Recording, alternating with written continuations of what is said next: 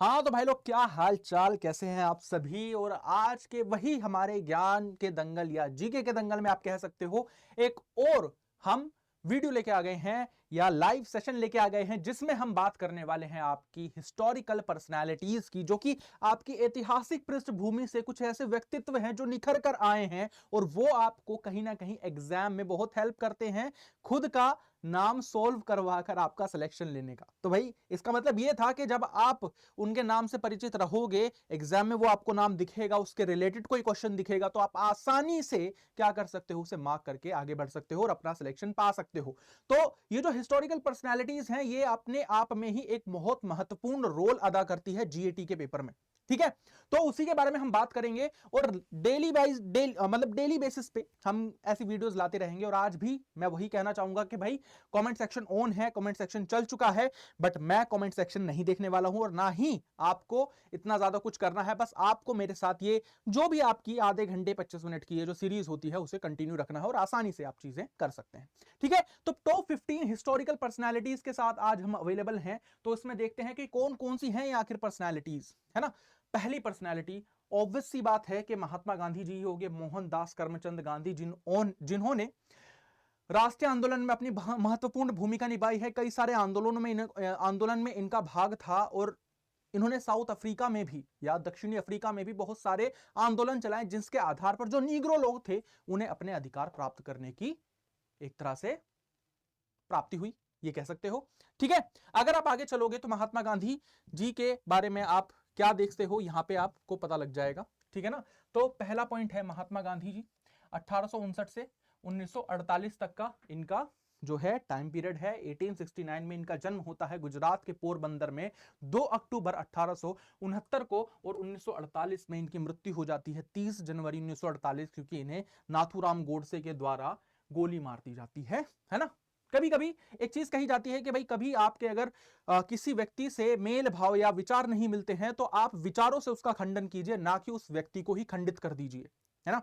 तो यही चीज होता है। अब आगे चलते हैं तो देखो, राष्ट्रपिता जिन्होंने भारत को अहिंसात्मक तरीके से स्वतंत्र कराया, जाहिर सी बात है उन्होंने असहयोग आंदोलन 1920, सविनय अवज्ञा आंदोलन 1930 और भारत छोड़ो आंदोलन 1942 का नेतृत्व किया। अब देखो, ये वो आंदोलन है जो सभी पढ़ते हैं।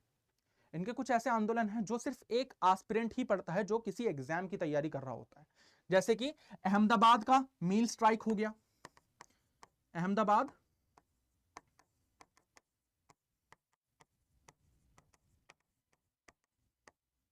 अहमदाबाद का मील स्ट्राइक हो गया। दूसरा है आपका कौन सा, पहला ये है, दूसरा कौन सा है, दूसरा ये 1918 का था, चंपारण सत्याग्रह हो गया, है ना। ये था 1916 का। तो 1916 में चंपारण सत्याग्रह, 1918 में अहमदाबाद मील जो है आपका, क्या कहते हैं, अहमदाबाद मील स्ट्राइक जो था उनका नेतृत्व किया। जो वहां के श्रमिक थे उन्हें 35% तक हाइक दिलवाई उनकी सैलरीज में, है ना। चंपारण सत्याग्रह, रोलट एक्ट के खिलाफ इन्होंने अपना विरुद्ध आंदोलन चलाया था। बारदोली सत्याग्रह, मतलब बारदोली सत्याग्रह में क्योंकि ज्यादातर रोल सरदार वल्लभ भाई पटेल का था, उनके भी बारे में हम पढ़ेंगे, बट इनका भी कहीं ना कहीं रोल था। ठीक है, तो ये सत्य और अहिंसा के पटल पर चलने वाले व्यक्ति थे, जिन्होंने अहिंसात्मक रूप से अंग्रेजों का, ब्रिटिशर्स का क्या किया, खंडन किया, उन्हें बाहर किया। क्यों? क्योंकि देखो, अहिंसा ही एक ऐसी चीज है जिससे पूरी की पूरी हिंसा वाली जंग भी जीती जा सकती है ना। फिलोसफी आप सभी को पता है गांधी जी की क्या होती है ना। तो अगर आप आगे चलोगे तो आप देखोगे प्रसिद्ध पुस्तक इनकी कौन सी थी, हिंद स्वराज, जो कि 1909 में इन्होंने लिखी थी। ये जेल भी गए हैं और इन्होंने महत्वपूर्ण रूप से अंग्रेजों के साथ बहुत सारी डील्स भी करी हैं, जिससे क्या होता है, हमें भारतीयों को कहीं ना कहीं भारतीय जो एक्ट होते थे, भारतीय संविधान के एक्ट जो होते थे, एक्ट 1935 हो गया, 1919 हो गया, उसमें महत्वपूर्ण जो आपका किरदार है वो भारतीयों को भी मिला था। तो फिर चाहे वो इरविन के साथ बैठक हो इनकी, ठीक है, इरविन भी थे, लॉर्ड इरविन के साथ इनकी बातचीत हुई। जो दूसरा गोलमेज सम्मेलन 1931 में हुआ, है ना, उसमें भी इनकी काफी अच्छी भागीदारी थी। ठीक है भाई, तो महात्मा गांधी के बारे में इतनी चीजें जो है वो आई थिंक मेरे हिसाब से काफी हैं। इसके बाद हम आगे चलते हैं अपनी दूसरी पर्सनैलिटी पर, जिनका नाम था जवाहरलाल नेहरू। जवाहरलाल नेहरू की अगर हम बात करें तो आप देख सकते हो इनका जो कार्यकाल था 1889 से 1964 का कार्यकाल था, और इसी के बीच क्या होता है, भारत के पहले प्रधानमंत्री ये बने, आधुनिक भारत के निर्माता इन्हें कहा जाता है। और अगर मैं बात करूं तो ये कहीं ना कहीं गांधी जी की जो विचारधारा थी उससे कहीं ज्यादा जो है ताल्लुक रखते थे। और दूसरा, जवाहरलाल नेहरू को कहा जाता था समाजवादी। समाजवादी क्यों कहा जाता था? क्योंकि ये राज्य कल्याण के बारे में बात करते थे, है ना। तो ये एक चीज है। पहले प्राइम मिनिस्टर बने थे, सभी को पता है। पंचवर्षीय योजनाओं की शुरुआत की और गुटनिरपेक्ष आंदोलन के संस्थापक थे। गुटनिरपेक्ष आंदोलन कब आया था? 1961 में। एसआर के सर आपको पढ़ाते होंगे कि गुटनिरपेक्ष आंदोलन किस तरीके से आपका एक पूरे विश्व पटल पर भारत को एक अपनी एक नई पहचान देता है, और उसी पहचान के आधार पर आज भी भारत को ये भारत की नींव रखी गई है, जिसके आधार पर भारत को यह बताया जाता है कि भारत किस तरीके से ग्रो कर रहा है।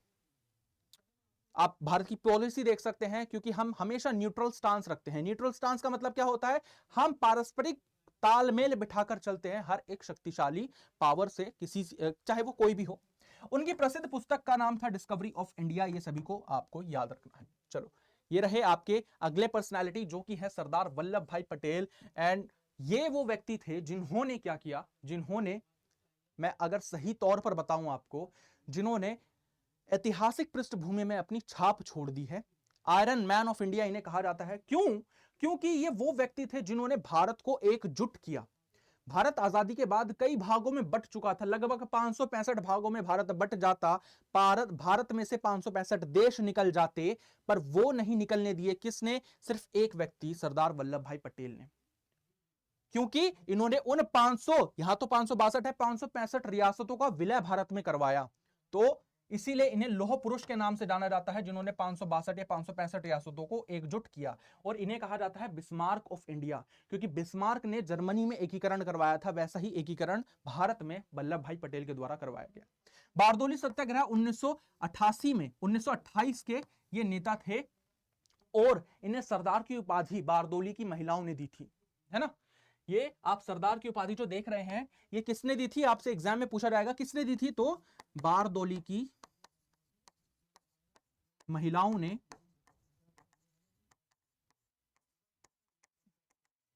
इन्हें ये उपाधि दी। ठीक है, डन भाई। ये चीज आपको पता होनी चाहिए। ये भारत के पहले उप प्रधानमंत्री थे और गृह मंत्री बने। भारत के पहले विदेश मंत्री कौन थे? वो जवाहरलाल नेहरू ही थे, और भारत के प्रधानमंत्री भी जवाहरलाल नेहरू ही थे।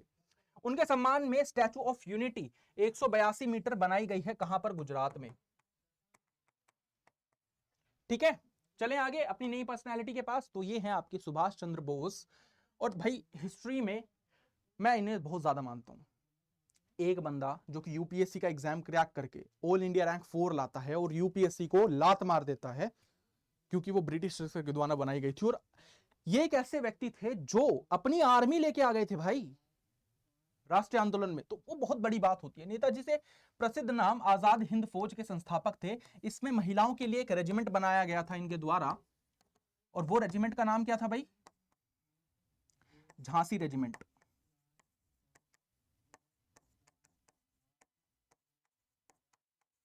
ठीक है, झांसी रेजिमेंट नाम था उसका।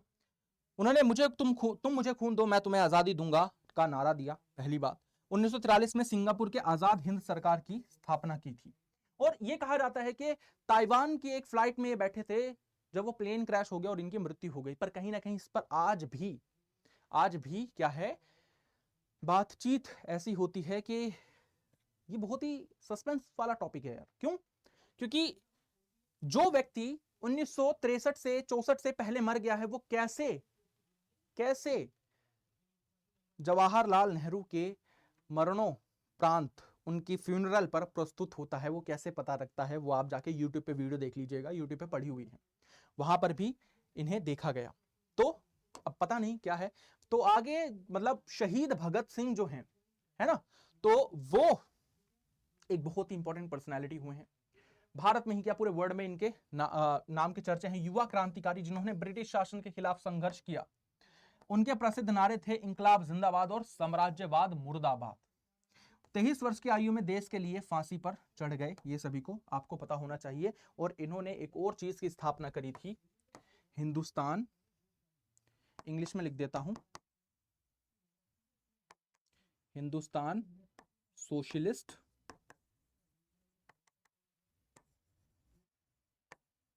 Republic association. Hindustan socialist Republic association जो है, उनकी स्थापना इन्हीं ने की थी। चलें आगे। अब आते हैं अपनी हम नई पर्सनालिटी के ऊपर, झांसी की रानी। वो कहते हैं ना, खूब लड़ी मर्दानी वो तो झांसी वाली रानी थी। मणिकर्णिका इनका नाम था। और 1857 की जो क्रांति हुई थी या विद्रोह जो हुआ था, उसके अंदर इन्होंने महत्वपूर्ण भूमिका निभाई। कौन से क्षेत्र से? झांसी के क्षेत्र से, क्योंकि ये झांसी से थी, है ना। इन्होंने कहीं ना कहीं प्रस्ताव रखा था अंग्रेजों के पास के अगर इनके बेटे को उत्तराधिकारी चुन लिया जाएगा झांसी का, तो ये उनके एक तरह से खिलाफ नहीं जाएंगी। बट वही है कि जब अपने देश पर बात आती है तो हर एक व्यक्ति जो है पूरा अंत तक लड़ता है।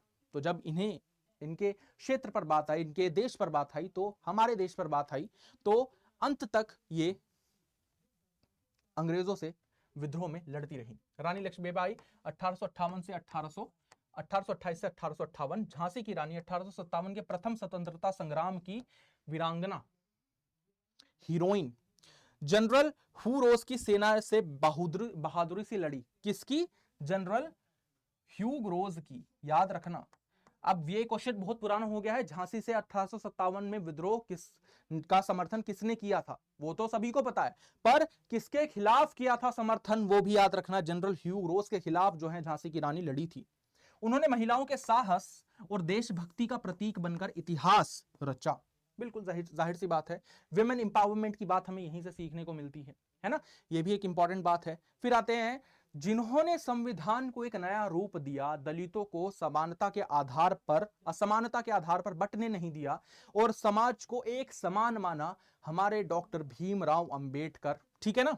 तो उसमें उन्होंने वो क्या करते हैं, 1851 में पैदा हुए, 1856 में 1956 में उनकी मृत्यु हो गई। बट इस बीच में वो ऐसा कुछ कर गए कि सभी व्यक्ति को इनका नाम जरूर याद रहता है, क्योंकि एक व्यक्ति जो कि बहुत ही नीचे स्तर से आया था, वो इतना ऊपर पहुंच जाता है अपनी जिंदगी में, इतनी ज्यादा डिग्रियां हासिल करता है जितना आज तक मेरे ख्याल से तो कोई नहीं पढ़ा है। सारी चीजें करी अपनी लाइफ में और अपनी कम्युनिटी के लिए वो इतना कुछ कर गए कि भाई उससे क्या होता है, उससे पता लगता है कि एक व्यक्ति जब डेडिकेटेड होता है किसी चीज के लिए तो वो उस काम को कर जाता है। आप तो फिर भी सीयूईटी यूजी की तैयारी कर रहे हैं, है ना। तो ये है भारतीय संविधान के निर्माता के नाम के रूप में कहा जाता है दलित अधिकारों के नेता। हालांकि इनके कुछ वाद विवाद थे महात्मा गांधी जी के साथ पूना पैक्ट को लेकर, आप कह सकते हैं, क्योंकि महात्मा गांधी जो है वो कहते हैं पृथक निर्वाचन के समर्थन नहीं थे और ये पृथक निर्वाचन के कट्टर समर्थक थे दलितों के लिए। तो वो भी एक अलग बहस का मुद्दा बन जाता है। अस्पृश्यता और जातिवाद के खिलाफ जीवन भर संघर्ष किया इन्होंने। स्वतंत्र भारत के पहले कानून मंत्री ये बने और स्वतंत्र भारत में जब मतलब स्वतंत्रता से पहले जब संविधान सभा बनी थी तो भारत के संविधान के एक एडवाइजर भी थे, संविधान सभा के सलाहकार जो थे, मतलब डॉक्टर बी आर अंबेडकर नहीं थे, ये भी नाम याद रख लेना, B N Rao. B N Rao को भारत के संविधान के सलाहकार के रूप में जाना जाता है, ठीक है। चलें आगे। स्वामी विवेकानंदा, जिन्होंने रामकृष्ण मिशन की स्थापना करी थी 1897 में, वो भी एक इंपॉर्टेंट पर्सनालिटी रहे हैं, ठीक है। चलें आगे। तो आगे देखते हैं भाई एक बार, रामकृष्ण परमहंस के शिष्य और रामकृष्ण मिशन के संस्थापक इन्हें कहा जाता है, स्वामी विवेकानंदा को कहा जाता है। और 1893 में शिकागो सम्मेलन में अमेरिका के भाइयों और बहनों से संबोधित किया। और इनकी जो स्पीच है ना, शिकागो वाली स्पीच जो है वो यूट्यूब पर पड़ी हुई है, वो स्पीच जरूर सुनिएगा। वीडियो में अवेलेबल नहीं है बट हाँ एक वॉइस में तो अवेलेबल है ही। युवाओं के आत्मविश्वास, शिक्षा और राष्ट्र सेवा का संदेश दिया था इन्होंने, है ना। तो ये एक इंपॉर्टेंट चीज है।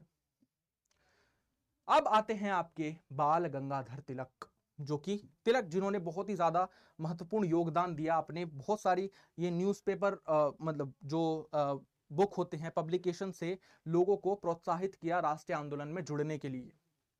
स्वराज मेरा जन्मसिद्ध अधिकार है और इसे मैं लेकर रहूंगा, ये इन्होंने ही कहा था। लाल बाल पाल त्रिमूर्ति के प्रमुख नेता थे। लाल बाल पाल कौन थे? जो जनरली थोड़ा आक्रामक रूप से ब्रिटिश के विरोधी थे। एक आक्रामक होता है और एक सकारात्मक होता है। जो नॉर्मली आप मतलब हिंसा में बिलीव नहीं रखते हो और इतनी कट्टर आलोचना नहीं करते हो ब्रिटिशर्स की, वो भी थे। मतलब वो ये नहीं थे, वो तो दूसरे व्यक्ति थे। उन्होंने गणपति और शिवाजी उत्सव शुरू किए ताकि जनता में एकता लाई जा सके। इनकी 2 किताबों के नाम लिख लो जो कि बहुत इंपॉर्टेंट है। पहला है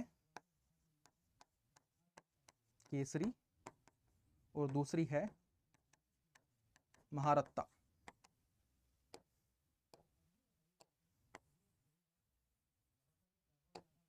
पहली है केसरी और दूसरी है महारत्ता। ठीक है भाई, ये 2 आपकी इनकी किताब है जो अगर आप लिख लेंगे तो बहुत ही बढ़िया रहेगा आपके लिए। जो केसरी थी, जो महारत्ता थी वो इंग्लिश में थी और केसरी जो थी वो मराठी में थी। चलें आगे। फिर इंपॉर्टेंट पर्सनालिटी बहुत ही ज्यादा, है ना, जिन्होंने महत्वपूर्ण योगदान दिया भारत में जो सामाजिक पुनर्बदलाव हुए उसको लाने में, वो थे हमारे राजा राम मोहन रॉय। 1772 से 1833 तक इन्होंने क्या किया भाई? इन्होंने ब्रह्मा समाज की स्थापना करी थी 1828 में। 1829 में इन्होंने समर्थन किया था सती प्रथा के अंत का। ठीक है, सती प्रथा के अंत का इन्होंने समर्थन किया था, ब्रह्मा समाज की इन्होंने स्थापना करी थी। ठीक है, डन। तो ये चीज आपको याद रखना है। 1800 समाप्ति 1829 में प्रमुख भूमिका निभाई, ब्रह्म समाज 1828 में इन्होंने स्थापना करी और महिलाओं की शिक्षा और प्रेस की स्वतंत्रता के समर्थक थे। ये क्या है? ये पश्चिम देशों से, मतलब पश्चिम देशों की यूनिवर्सिटी से पढ़कर आए थे और कहीं ना कहीं इनके जो विचार थे वो आपको कई भाषाओं में मिलेंगे क्योंकि इन्हें कई भाषाओं का ज्ञान था। और ये कहीं ना कहीं कहा जाता है कि जो हिंदू धर्म होता है उसे अपने अंदर रिफॉर्म करना चाहिए, अपने अंदर बदलाव लाने चाहिए, क्योंकि वेद अगर कोई खुद पढ़ेगा तो वो खुद बदलाव करना चाहेगा। वेदों में सती प्रथा नहीं है, ऐसी बात इन्होंने समाज को बताई। ठीक है, फिर आप क्या आते हैं? बहुत ही इंपॉर्टेंट पर्सनैलिटी सभी देखकर याद आ जाता है, चंद्रशेखर आजाद 1906 से 1931 तक हिंदुस्तान सोशलिस्ट रिपब्लिक एसोसिएशन के नेता। ठीक है, बहुत ही ज्यादा इंपॉर्टेंट थे, इंपॉर्टेंट पर्सनालिटी थे ये, है ना। उन्होंने प्रतिज्ञा ली कि वे कभी जीवित अंग्रेजों के साथ नहीं आएंगे। He vowed never to be captured alive by the British। और जो इन्होंने प्रज्ञा लिया था वो इन्होंने पूरा भी किया। जब ये पकड़े गए थे तो इन्होंने अपने आप को गोली मार दी थी। तो हिस्ट्री इसी चीज के लिए होती है यार। हिस्ट्री में कुछ इवेंट्स ऐसे होते हैं ना कि यार वो इवेंट्स नहीं होते, वो आपके एक जज्बात दिखा देते हैं, पूरे आपकी पर्सनैलिटी दिखा देते हैं पूरी समाज को कि भाई ऐसा भी इंसान हो सकता है ना। इलाहाबाद के अल्फ्रेड पार्क में शहीद हुए थे। ठीक है, ये भी बात है। ओके, अब आते हैं एक ऐसे नेता, भाई ये भारत के एक ऐसे नेता के रूप में इनका नाम आता है जिन्होंने महत्वपूर्ण भूमिका निभाई। किस चीज के लिए? इन्होंने महत्वपूर्ण भूमिका निभाई भारत के प्रधानमंत्री के रूप में, रेल मंत्री के रूप में। एक इंसिडेंट बस बात बताई जाती है इनकी। इन्होंने पहली बात तो नारा दिया था जय जवान जय किसान। लाल बहादुर शास्त्री जी इनका नाम है और जिस दिन अब गांधी जयंती होती है उस दिन इनकी भी जयंती मनाई जाती है, लाल बहादुर शास्त्री जी की। और मैं आपको एक चीज बताता हूं, एक रेल दुर्घटना हुई थी, उसमें जब ये रेल मंत्री थे तो इन्होंने जिम्मा लेते हुए अपने सर रेल मंत्री के पद से इस्तीफा दे दिया था। तो ऐसा भी व्यक्ति कोई हो सकता था। भारत के दूसरे प्रधानमंत्री और 1965 के युद्ध के नेता थे ये। जय जवान जय किसान का नारा दिया, हरित क्रांति और दुग्ध क्रांति को बढ़ावा दिया। और यह हरित क्रांति और दुग्ध क्रांति जब आई जिस टाइम भारत में सूखा पड़ा हुआ था, सूखे की स्थिति थी भारत में, जिस टाइम ये चीज लाई गई, और भारत में जो भारत की अर्थव्यवस्था थी वो इससे और बढ़ी, अच्छी हुई, लोगों को रोजगार प्राप्त हुए, लोगों को अन्न की प्राप्ति हुई, तो वो इन्हीं के शासनकाल में हुई थी। ये सभी को, आप सभी बच्चों को ध्यान में रखना है, ठीक है, डन। फिर नन ऑफ दी पर्सनैलिटी, जिसको ये एक ऐसी पर्सनैलिटी है, मेरे ख्याल से इन्हें हिंदू भी पसंद करते हैं, मुस्लिम भी पसंद करते हैं, सिख भी पसंद करते हैं, ईसाई भी पसंद करते हैं, सब इन व्यक्ति को पसंद जरूर करते हैं। इनका नाम है डॉक्टर एपीजे अब्दुल कलाम। भारत के मिसाइल मैन के और वैज्ञानिक के नाम से जाना जाता है। अग्नि और पृथ्वी जैसी मिसाइलों के विकास में प्रमुख भूमिका निभाई। मैंने आपको करंट अफेयर में पढ़ाया था ना, अग्नि 5, जिसकी 5000 मीटर की रेंज होती है, मतलब 5000 किलोमीटर की रेंज होती है, मीटर की नहीं, और इसे अंतर महाद्वीपीय बैलिस्टिक मिसाइल भी कहा जाता है। तो वो कहीं ना कहीं उनकी शुरुआत यहीं से हुई थी। भारत के राष्ट्रपति थे, 2002 से 2007 तक भारत के राष्ट्रपति रहे। प्रसिद्ध पुस्तक थी विंग्स ऑफ फायर इनकी, ठीक है, इतना याद सभी को रखना है। आगे चलते हैं। फिर है आपकी सरोजनी नायडू, अगेन बहुत ही ज्यादा इंपॉर्टेंट पर्सनैलिटी। अगर आप आगे चलेंगे तो इनके बारे में आप देखेंगे कि भारत कोकिला और स्वतंत्रता सेनानी, भारतीय राष्ट्रीय कांग्रेस की पहली महिला अध्यक्ष 1925 में बनी थी। यूपी के गवर्नर या राज्यपाल के रूप में इनकी नियुक्ति भी हुई थी, है ना, और उत्तर प्रदेश की पहली महिला राज्यपाल रही ये। और बहुत से काम इन्होंने करे, जैसे 1913 में, 1930 में जब सविनय अवज्ञा आंदोलन हुआ तो धरासना एक जगह थी, धरासना लिख देते हैं, धरासना एक जगह थी, धरासना में इन्होंने विद्रोह किया था गांधी जी के साथ मिलकर ब्रिटिशर्स के खिलाफ। तो ऐसी ऐसी पर्सनालिटीज जो हुई हैं वो ऐतिहासिक रूप से जानी जाती हैं। फिर है आपके रविंद्रनाथ टैगोर, जो कि, और देखो ऐसा नहीं है कि मैंने महात्मा गांधी जी को ऊपर रखा है फिर मैं इनको रैंकिंग दे रहा हूं, रैंकिंग तो मैं दे ही नहीं सकता, क्योंकि कोई भी व्यक्ति पहले नंबर पे आ सकता है, यहाँ पे पहले दूसरे की बात ही नहीं है, यहाँ पे मैं आपको बस पर्सनैलिटीज के बारे में बता रहा हूं। इनके बारे में जितना बात की जाए उतनी ही कम है। रविंद्रनाथ टैगोर गुरुदेव के नाम से प्रसिद्ध कवि और विचारक थे ये। 1913 में गीतांजलि के लिए नोबेल पुरस्कार प्राप्त हुआ था इन्हें, और जन गण मन राष्ट्रीय गान के रचयिता थे ये। शांति निकेतन में विश्व भारती विश्वविद्यालय की स्थापना की 1901 में, 1901 या 1902 में था, ऐसे ही था। डेट वेट याद मत करना भाई, क्योंकि डेट मेरे को भी याद नहीं आ रही है अभी, मेरे ख्याल से 1901 ही था, ठीक है। तो ये थी कुछ महत्वपूर्ण पर्सनैलिटी जो आपका बहुत ही ज्यादा इंपॉर्टेंट रोल प्ले करती हैं। किसमें भाई, किसमें रोल प्ले करती हैं? आपका पूरे के पूरे ऐतिहासिक रूप से, ठीक है। तो भाई आगे अब हम आ चुके हैं अपनी क्लास के एंड पर, और मैं एंड में आपको बस एक ही चीज बताना चाहूंगा। अभी दिवाली का अवसर जो है अभी अभी खत्म हुआ है, अभी तो और भी त्योहार हैं, है ना, त्योहारों का, भारत त्योहारों का ही देश है और कभी रुकता नहीं है। तो हम आपके लिए इस बार लेके आए हैं CUET हिंदी महापैक पर कितने रुपए की, छूट नहीं है, ये पूरा का पूरा टोटल यही प्राइस है, सिर्फ 4499, और लाइव बैचेस आपको मिलेगा 2999 में। तो आपको करना क्या है, आपको करना कुछ नहीं है, जाके बैच में एनरोल कर लो, क्योंकि कभी भी ये प्राइस बढ़ सकता है। और जब एनरोल करो तो याद रखना, एक कोड लगा लेना जिसका कोड का नाम है AS Live। जब आप ये कोड लगा लेंगे, AS Live जब कोड लग जाएगा तब आप मेरे से डायरेक्टली जुड़ जाएंगे, और किसी भी प्रकार की अगर कोई भी प्रॉब्लम आती है CUET में, मैं आपकी सहायता पूरी रूप से करूंगा, है ना। तो आपको करना कुछ नहीं है, आपको बस जाना है और बैच जो है वो ले लेना है, क्योंकि इससे बढ़िया आप 4 जगह पर जाओ, एक जगह पर टिके रहो, सिलेक्शन का जिम्मा उनके ऊपर छोड़ दो, हम देख लेंगे। इसीलिए हम लेके आए हैं आपके लिए अड्डा अश्योर्ड। अड्डा आपसे आपके ड्रीम कॉलेज में सिलेक्शन का वादा करता है, बशर्ते ये सिलेक्शन जब भी होगा जब आप भी मेहनत करेंगे। अगर हम ही मेहनत करते रहे तो भाई आपका, और आप इससे सोच रहे हो कि सर मेहनत कर रहे हैं हम तो निकाल ही लेंगे, ऐसा नहीं होता है, आपको भी मेहनत करनी पड़ेगी हमारे साथ, तभी आपका सिलेक्शन होगा दिल्ली यूनिवर्सिटी में, ठीक है। तो सिलेक्शन का वादा है, और बाय एनी चांस अगर किसी व्यक्ति का नहीं होता है, किसी बच्चे का नहीं होता है, और वो दूसरा एग्जाम दोबारा एग्जाम देना चाहता है किसी अच्छे कॉलेज के लिए, तो उसका ये जो सब्सक्रिप्शन होगा वो एड ऑन एडिशन 1 साल के लिए एक्सटेंड कर दिया जाएगा। और जब आप ये फॉर्म एनरोल कर लेंगे तो इस व्हील एक ऐसा व्हील आएगा, जब आप इसको स्पिन पे दबाएंगे तो आप इनमें से कुछ भी जीत सकते हैं, चाहे वो फिर रिफंड हो, फ्री बुक हो, डिजिटल वॉच हो, फ्री ऑनलाइन टेस्ट सीरीज हो, या कोई सी भी फ्री बुक्स हो। ठीक है, तो ये आपको ध्यान में रखना है, सभी बच्चों को ये ध्यान में रखना है।